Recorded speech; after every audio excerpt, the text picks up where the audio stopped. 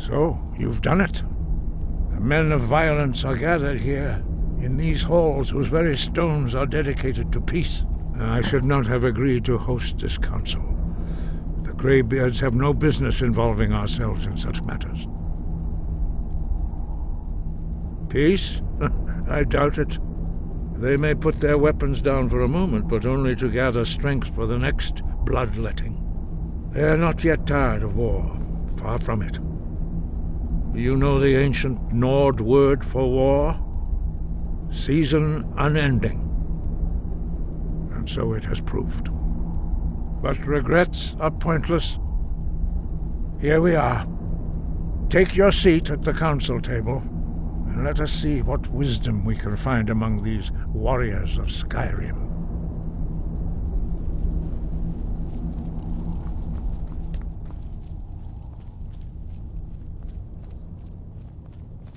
So, Arngeir, is it? You know why we're here.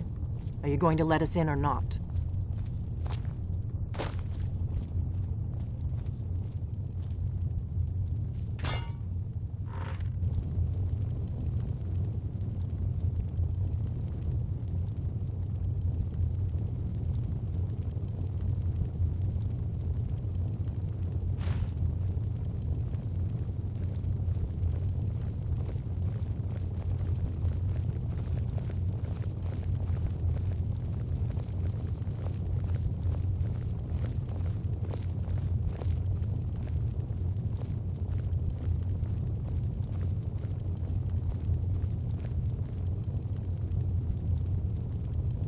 Why?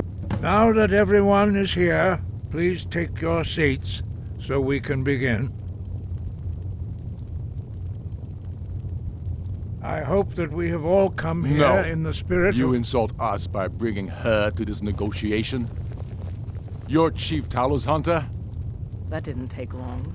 Diplomatic as usual. I have every right to be at this negotiation. I need to ensure that nothing is agreed to here that violates the terms of the White Gold Concordat. She's part of the Imperial delegation. You can't dictate who I bring to this council. Please, if we have to negotiate the terms of the negotiation, we will never get anywhere. Perhaps this would be a good time to get the Dragonborn's input on this matter. By Izmir's beard. The nerve of those Imperial bastards, eh? To think that I would sit down at the same table with that Thalmor bitch. Either she walks or I do.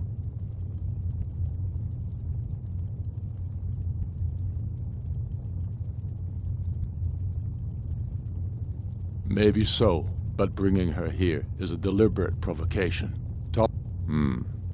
It feels like a mistake to me. But I'll bow to your judgment on this. But she is to observe, nothing more. We are not negotiating with her. Is that clear? Ulfric, why so hostile? After all, it's not the Thalmor that's burning your farms and killing your sons. She's supposed to be on our side? You know exactly... No. Not this time. Now that that's settled, may we proceed? I have something to say first. Here we go. The only reason I agreed to attend this council was to deal with the dragon menace. There's nothing else to talk about, unless the Empire is finally ready to renounce its unjust claim to rule over the free people of Skyrim. I knew he wouldn't be able to resist. We're here to arrange a temporary truce to allow the Dragonborn here to deal with the dragons, nothing more. I consider even talking to the Empire a generous gesture. Are you done? Did you just come here to make speeches, or can we get down to business? Yes, let's get this over with. Are we ready to proceed? Jarl Ulfric, General Tullius, this council is unprecedented. We are gathered here at the Dragonborn's request. I ask that you all respect the spirit of High Hrothgar, and do your best to begin the process of achieving a lasting peace in Skyrim. Who would like to open the negotiations? Yes, let's get down to it. We want control of Markarth. That's our price for agreeing to a truce. So that's why you're here, Ulfric? You dare to insult the Greybeards by using this council to advance your own position? Jarl Elisif. General, this is outrageous. You can't be taking this demand seriously. I thought we were here to discuss a truce. Elisif, I said I'd handle it. Ulfric, you can't seriously expect us to give up Markarth at the negotiating table. You hope to gain in council what you've been unable to take in battle, is that it? I'm sure Jarl Ulfric does not expect something for nothing. Yes, that'd be entirely out of character. What want in return? Wait, General, you don't intend to just hand over Markarth to that traitor? This is how the Empire repays us for our loyalty? Enough! First, let's be clear. This council wasn't my idea. I think it's a waste of time. You are a traitor to the Empire, and deserve a traitor's death. But I at least will negotiate in good faith. Since we're all here at your request, I'd like to hear what you think Markarth is worth.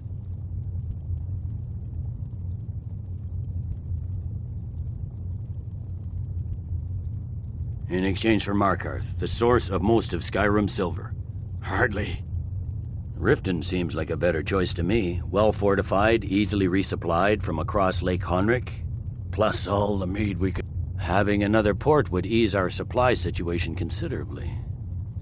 Better than nothing, I suppose.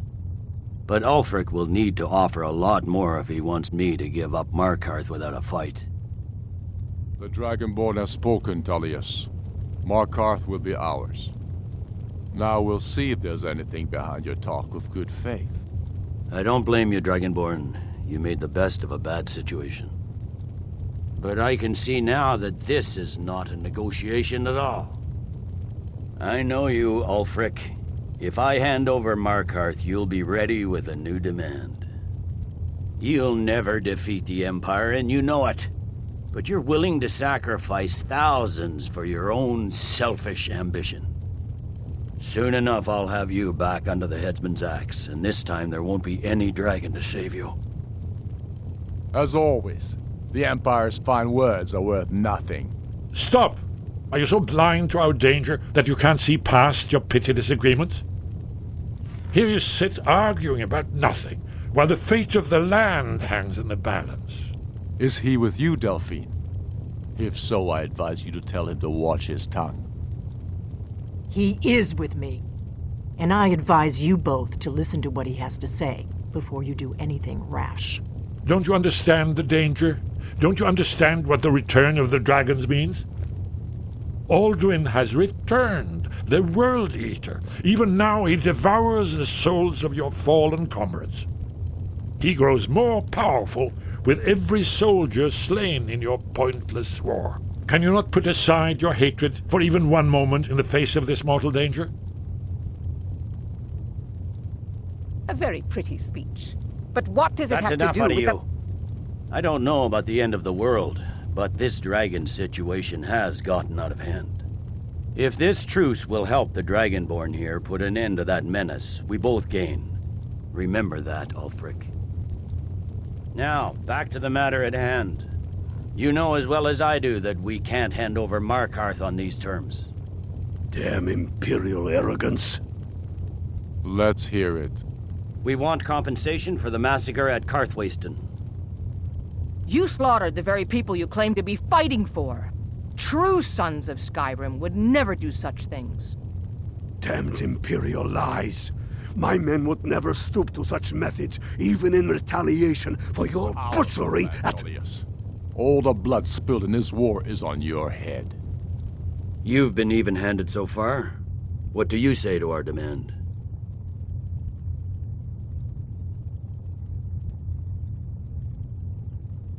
Well said. For once you'll actually pay for your crimes. I suppose that's the fairest deal we're likely to get. It seems we may have an agreement. Jarl Ulfric, General Tullius, these are the terms currently on the table.